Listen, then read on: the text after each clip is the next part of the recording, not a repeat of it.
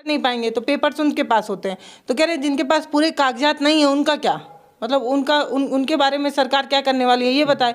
और ये बताए कि अभी तक कितने लोगों को पैसा दिया जा चुका है, क्योंकि तो गांव में छोटे छोटे स्तर पे बहुत ऐसे एजेंट उन्होंने बनाया, तो क्या सरकार ऐसा नहीं बना सकती है? फिर निर्मला सीतारमण जी कोई ऐसा नियम नहीं निकाल सकती कि रजिस्टर कराती हैं, जनता का पैसा लेती हैं। चिटफंड कंपनियां अमूमन ऐसा करती हैं, लेकर भाग जाती हैं। और जो जमा कर रहा होता है वो कोई बैनर दिखता है, उसमें भारत सरकार का कोई बैनर लगा हो। बीजेपी के खुद के सांसद ने अपने ही पार्टी के नेता से सवाल पूछा, और पूछा तो इसके जवाब में पहले जो है वो पहले खा रहे हैं तो हम पैसा कहाँ से देंगे। तो इस पर फिर से सवाल पूछा गया कि अब तक आपने कितना दे दिया है और कितना बाकी है। तो उन्होंने कहा था कि पूरा पैसा नहीं देना।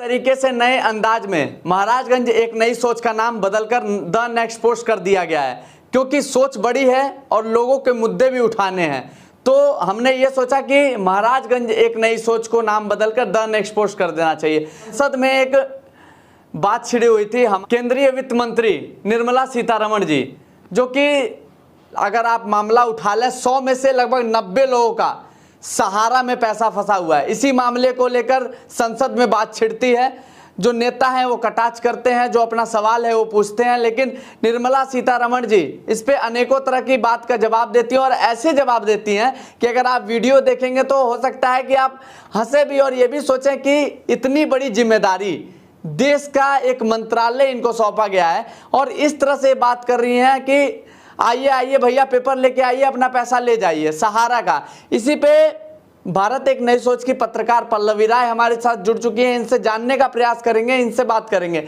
स्वागत है पल्लवी जी। बहुत धन्यवाद आपका भी और आपके दर्शकों का भी। ये सहारा जो संसद में बात चल रही है, जो कि जो सांसद है वो बातें सवाल पूछ रहे हैं वित्त मंत्री निर्मला सीतारमण से, तो उसको किस तरह से देखती हैं? तो देखिए, ये जो संसद सत्र है इसमें एक समय होता है 12 से 1 के बीच का प्रश्नकाल। इसमें आप अपने जहन में या आपके क्षेत्र के या कोई भी जेन्युइन मुद्दे पे आप सवाल कर सकते हैं।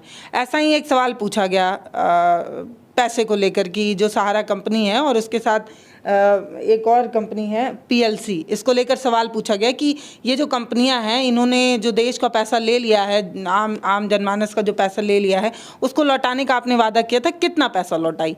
ये एक सांसद का सवाल था। और आपको हैरानी होगी कि सहारा के लिए बीजेपी के खुद के सांसद ने अपने ही पार्टी के नेता से सवाल पूछा, और पूछा तो इसके जवाब में पहले जो है वो पहले जो है राज्य मंत्री बोलते हैं, उसके बाद केंद्रीय वित्त मंत्री बोलती हैं, और वित्त मंत्री जो है वो थोड़ा नाराज़ भी नज़र आती हैं।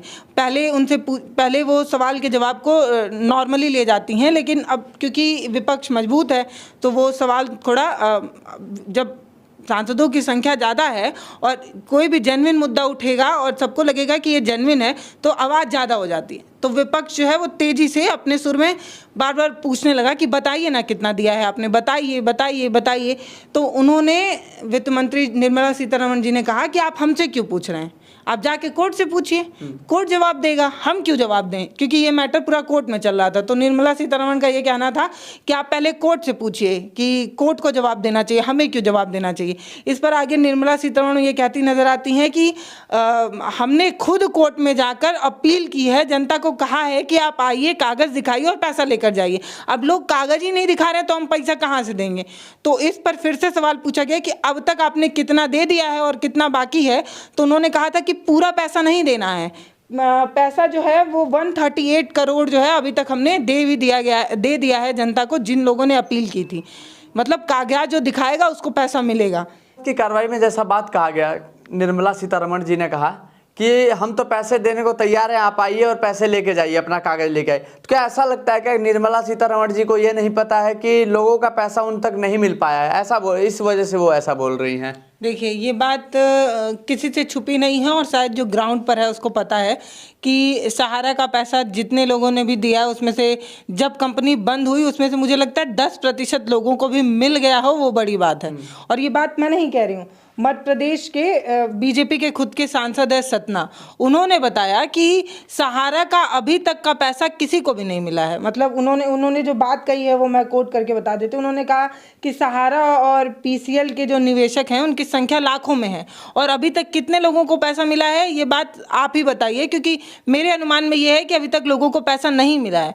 और वो ये बात कहते हैं कि बहुत से ऐसे लोग हैं जो एजेंट के थ्रू जो है इन कंपनियों में पैसा लगाए हैं। अब आपको पता है कि देश में जिस तरीके से एजुकेशन है, जिस तरीके से लोग शिक्षित हैं, उनमें बहुत से लोग ऐसे हैं जो अभी भी नहीं समझ पाते हैं। बैंक का फॉर्म भी, अभी आप जाएंगे बैंकों में, फॉर्म भी नहीं भर पाते, तो लोग जो है वो दूसरे का सहारा लेकर अपना पैसा निकलवाते हैं। बहुत लोग आज भी अंगूठा लगाते हैं। तो देश में शिक्षा उतनी अच्छी नहीं है, तो इन कंपनियों में जो लोगों ने अपनी गहरी मेहनत की कमाई लगाई है वो निवेशकों के माध्यम से या किसी अलग एजेंट के माध्यम से लगाई है। तो उनके पास उस तरीके से पेपर्स नहीं है, क्योंकि जो एजेंट होते हैं वो पेपर लगते हैं अकाउंट खोलने का और ये करने का वो करने का, क्योंकि उनको पता है कि ट्रांजैक्शन ये लोग तो कर नहीं पाएंगे, तो पेपर्स उनके पास होते हैं।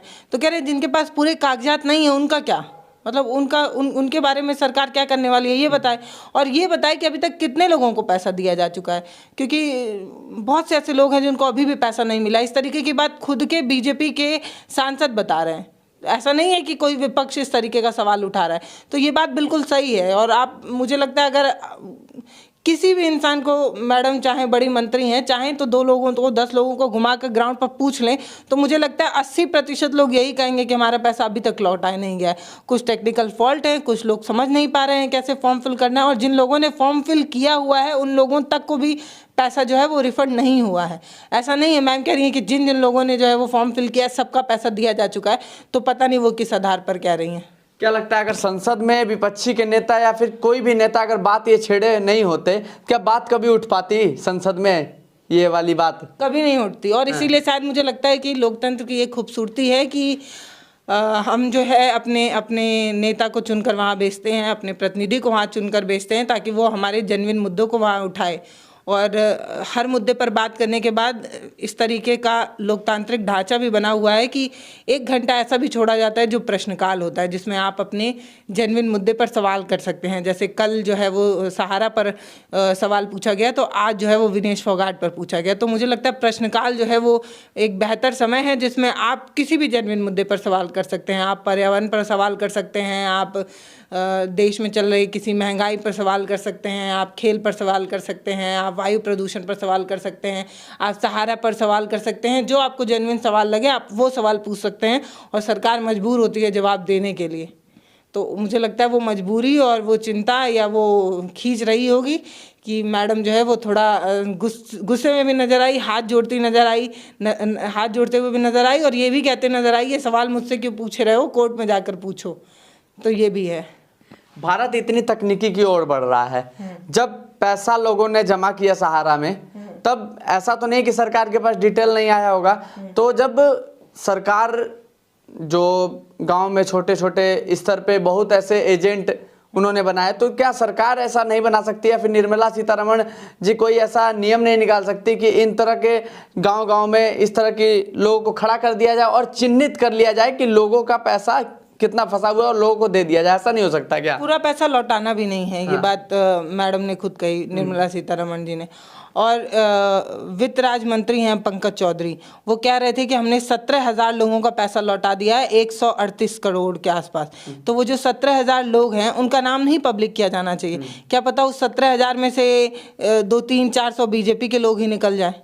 अब जब सवाल ही पूछा जा रहा है तो कुछ भी सवाल पूछा जा सकता है, क्योंकि आम जनता, जैसे हमने चुनाव कवर किया तो चुनाव में हर दूसरे तीसरे दिन सहारा का मुद्दा ग्राउंड पर देखने को मिल जाता था कि सहारा का पैसा मिलेगा कि नहीं, सहारा का पैसा दिलवाइए, बड़ा मुद्दा यही है।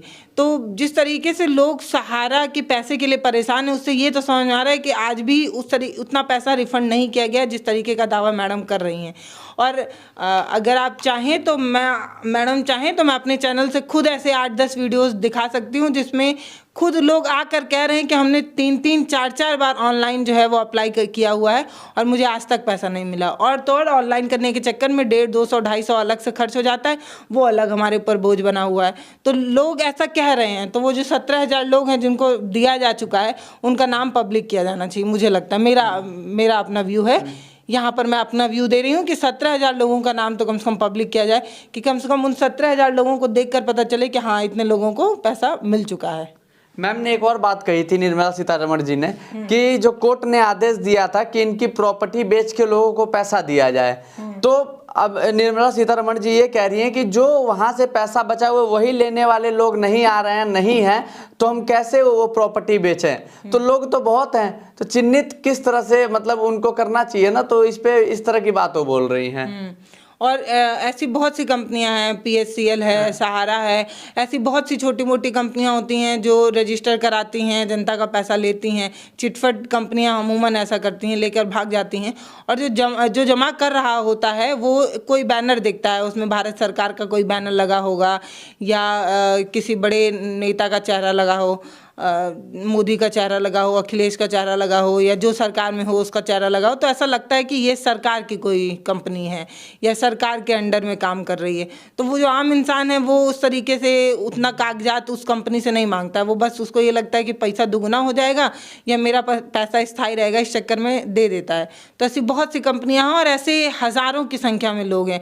यही सवाल पूछा भी जा रहा था, मुझे लग रहा है इसीलिए जो है वो थोड़ा खींच इनको भी नज़र आया और निर्मला सीतारमण को भी नज़र आया। जो पंकज चौधरी हैं वो भी, उनसे भी बार बार यही पूछा जा रहा था कि कितने लोग हैं बताइए, कितने लोग हैं बताइए, कितने लोग हैं बताइए, क्योंकि ये हज़ारों की संख्या है। मुझे लगता है अगर लाख बोल दे तो भी कम नहीं होगा, जिस तरीके से हम ग्राउंड रिपोर्ट देख रहे हैं कि मतलब हर दूसरा तीसरा इंसान सहारा का पैसा पूछ पूछ के तो रिपोर्टर्स का दिमाग ख़राब कर देते हैं लोग, क्योंकि उनका अपना मेहनत का कमाई है तो उनको चिंता है। और मैडम कह रही हैं कि हमने आधे से ऊपर या ये कहिए बहुत सारे लोगों को दे दिया है। तो यही हैरानी की बात है कि किन को दिया है, उनका नाम सार्वजनिक किया जाना चाहिए कि किन लोगों को मिल गया है उनका पैसा, है ना। चलिए, बाकी इस तरह की बातें सिर्फ संसद में ही की जाएंगी या फिर इन तरह की बस वीडियो ही बनेंगे, या फिर धरातल पर भी इस तरह की जांच की जाए कि वाकई में जो गरीबों ने एक एक रुपए पाई पाई कमा के अपना पेट काट के जो सहारा में पैसा जमा किया था उनका पैसा मिल पाएगा या नहीं, या इस तरह की सिर्फ बातें की जाएंगी। एक और सवाल पूछा गया, बहुत इंटरेस्टिंग। पूछा गया कि ये बताइए सहारा में कितना पैसा निवेश हुआ है। निर्मला जी से पूछा गया कि ये बताइए कि मतलब सहारा जो कंपनी थी उसके पास कितना पैसा लोगों ने निवेश किया था और आपने कितना रिफंड किया। तो उन्होंने कुछ आंकड़ों में बताया था कि मतलब 138 करोड़ के आसपास हमने दे दिया है, और जितना पैसा है वो सारा पैसा जनता को लौटाना नहीं है। तो बाकी का पैसा क्या करना है, ये भी एक सवाल बाकी रह गया कि मतलब जब वो बता रही थी कि सहारा की कई और कोलार्ज कंपनियां थी या कई छोटी बड़ी कंपनियों से मिलकर सहारा बना हुआ था, तो हमने कुछ कंपनियों को बेचा है और कुछ कंपनियां जो बची रह गई हैं उनको बेचना भी नहीं है, उनका पैसा लौटाना भी नहीं है। वो मतलब मुझे लगता है सरकारी खाते में जाना है वो उसको। तो वही लोग पूछ रहे थे कि आप मुझे ये बताइए कि अभी तक कितना निवेश किया गया है सहारा में, इसकी और ये जानकारी होना चाहिए। जब कोई कंपनी दिवालिया घोषित हो चुकी है और आप उसको सेल कर रहे हैं तो कम से कम उसका पूरा अच्छे से डिटेल जो है, एक बार अच्छी सी चर्चा संसद में इस बात को लेकर हो जाए कि कितना पैसा सहारा के पास है, मतलब था जिस समय वो कंपनी बंद हुई, और कितना उसको बेचकर कितना पैसा मतलब सरकार के पास आया, उसने कितना रिफंड किया, कितना बाकी रह गया। और बाकी के लोग जो जिनके पास उस तरीके से कागजात नहीं है जिस तरीके से शायद फुलफिल नहीं हो पा रहे हों उनके, और जो इनका सॉफ्टवेयर या जिनका जो मैकेनिज्म है पैसा वापस करने के लिए, वो कई गाँवों में अभी तक वो खुल भी नहीं पाता है। वो मतलब लोग कोशिश करते हैं कि उस फॉर्म को खोलें, उसको फिल करें, वो खुलता ही नहीं है। बहुत से गांव में ऐसी भी शिकायतें आई हैं। तो उनका क्या, जो गांव के लोग जो जमा कर गए हैं वो तो आप मतलब निवेदन ही नहीं कर पा रहे हैं कि माननीय हमारा पैसा लौटा दीजिए, क्योंकि खुल ही नहीं रही है इनकी साइड। तो ये भी एक चिंता है। और कागजात तो गाँव के लोग रख ही नहीं पाए होंगे इतने साल में। जो बाढ़ में जिनका घर डूब जाता है, उधर महाराजगंज के आगे एक गांव है जो हर साल बारिश में डूब जाता है, लोगों की जान चली जाती है, वो कागजात कहाँ से बचा पाएंगे। ये भी तो एक सवाल है। कितने सवालों के जवाब जो है वो कभी पूछे ही नहीं जा पाते हैं। जेन्युइन मुद्दा कि अपनी जान बचाएं कि सहारा का कागज़ बचा लें। तो बहुत से लोग जिनके कागज़ डूब गए, बहुत से लोग जो कागज़ संभाल नहीं पाए, बहुत से लोग जिनके कागज़ उस तरीके से फुलफिल नहीं है, या बहुत से लोग जिन्होंने आवेदन कर भी दिया है उनको नहीं मिला, उसका क्या? उसका भी सवाल पूछा जाना चाहिए। चलिए, जो लोगों की उम्मीद नहीं थी, संसद में कम से कम वो बात तो उठा। अब संसद तक ही ये बात सीमित रहेगा या जमीन पे भी ये बात उतरेगा? सहारा में गरीबों का फंसा हुआ पैसा सरकार क्या लौटा पाएगी? इन तरह के तमाम सवाल वो गरीब, वो गांव के लोग पूछना चाह रहे हैं। और अगर जो आप वीडियो देख रहे हैं, अगर आपका ही पैसा सहारा में फंसा हुआ है तो कमेंट सेक्शन में एक बार जरूर बताइएगा। बाकी आपसे आगे मिलते हैं कैमरा पर्सन के साथ। मैं Ashwini Srivastava, the next post.